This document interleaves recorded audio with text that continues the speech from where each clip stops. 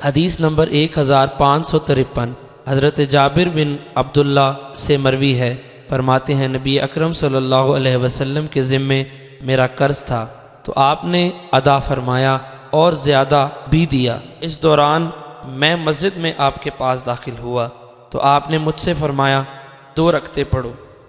حدیث نمبر 1554 حضرت محارب سے مروی ہے، انہوں نے حضرت جابر بن عبداللہ رضی اللہ عنہ سے سنا، وہ فرماتے ہیں رسول اکرم صلی اللہ علیہ وسلم نے مجھ سے 1 اونٹ خریدا۔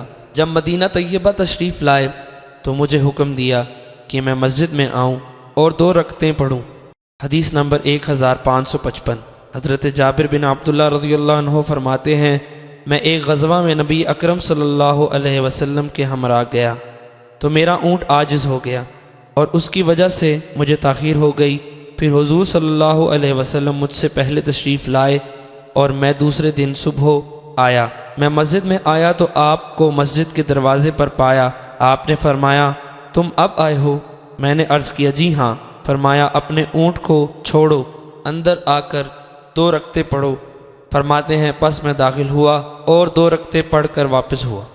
حدیث نمبر 1556 حضرت کعب بن مالک رضی اللہ عنہ سے مروی ہے کہ رسول اکرم صلی اللہ علیہ وسلم سفر سے دن کو چاشت کے وقت واپس تشریف لاتے اور جب تشریف لاتے تو آغاز مسجد سے کرتے اور اس میں 2 رکعتیں پڑھ کر تشریف فرما ہوتے۔